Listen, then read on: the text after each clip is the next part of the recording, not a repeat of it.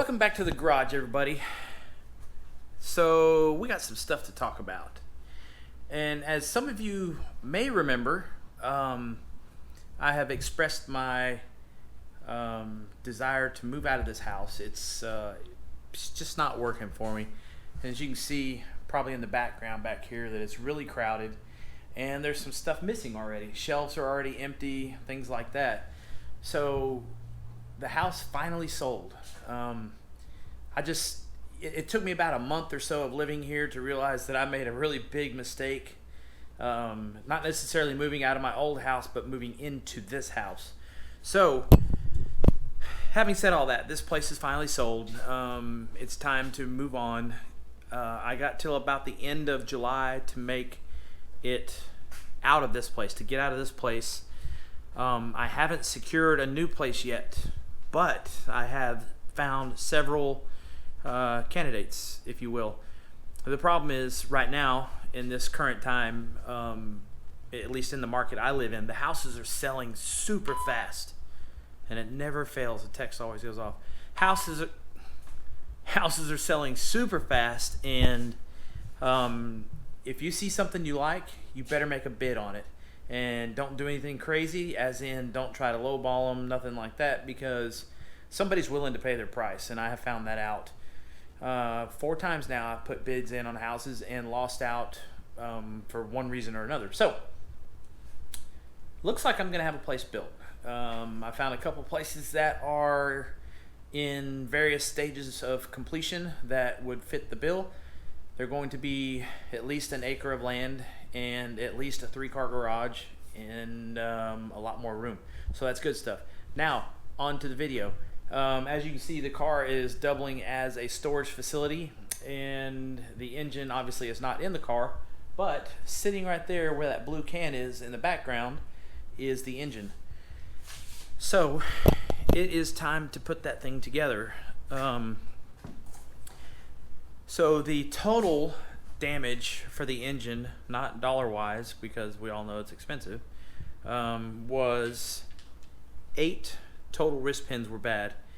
Now, there's a few of the wrist pins that probably could have been used, but once I got to about 4 or 5 damaged wrist pins, it's probably time to just replace them all. There was one bad piston, which we already knew about from the video where I tore it down, and it had a bad head gasket that was definitely on its way out. So that was really about the extent of it. Oh, it had 3 intake valves that were starting to tulip. So what that means is the intake valves are getting pulled up into the head, and the valve is getting tuliped, if you will.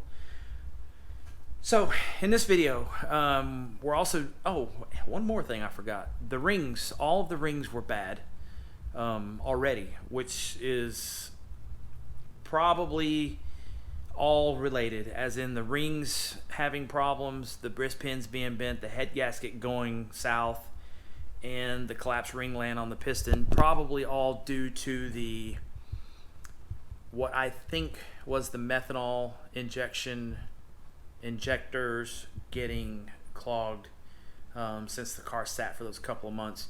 So it was probably seeing some pretty severe detonation, because the way the car is tuned, it relies heavily on the methanol injection for supplemental fuel and to bring the air charge temperatures down. So enough of the explanation. Without further ado, let us get started on getting the engine assembled. Okay, so I wanted to show you guys the cylinder heads, and just to get an idea of what they look like now versus what they were. The cylinder heads were in terrible shape before. The O-ring grooves were rounded out really bad. The chambers looked terrible. There was 3 bad intake valves that were tuliped, which I had said earlier. But get a look at these things now. They look brand new.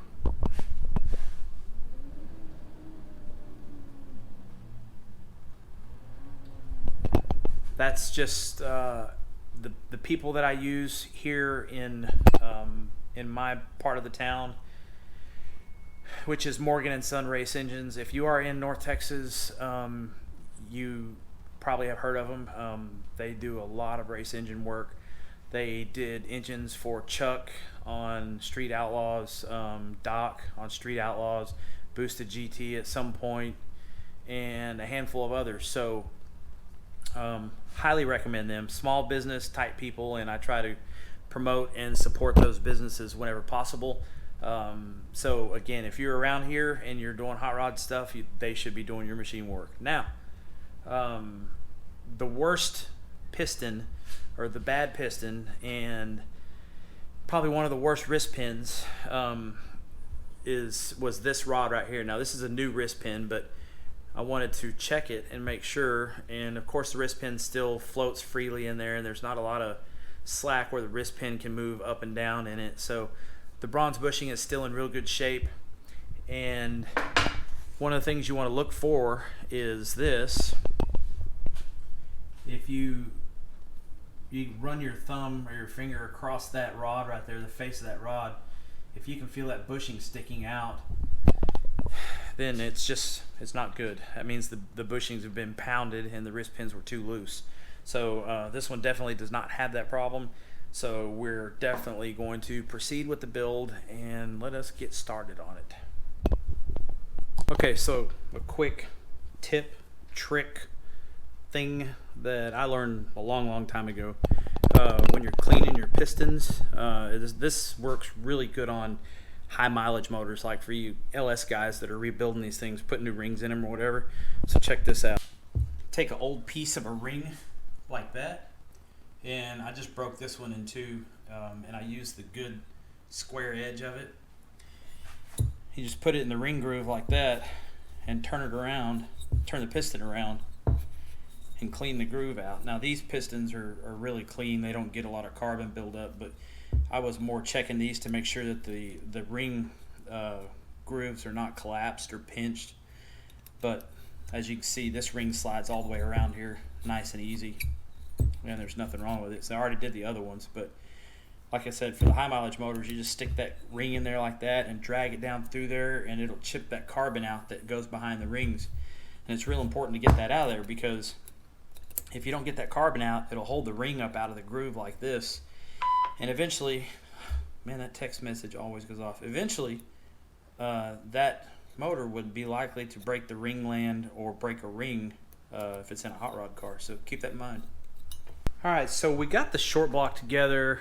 I skipped all that because it's boring, and I've already done a video on it because I keep screwing this thing up and so on and so forth. But anyways, it's time to get the heads put on it. As you can see, I got the copper head gaskets on it.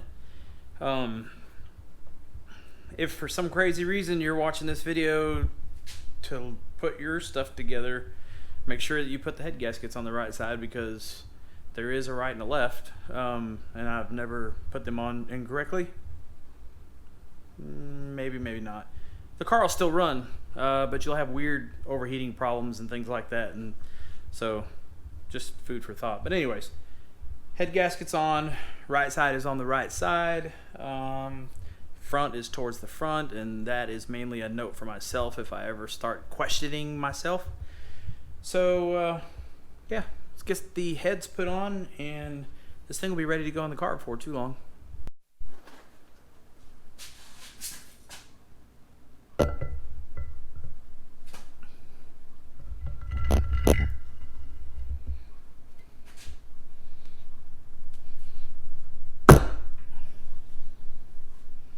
Ooh, there it is.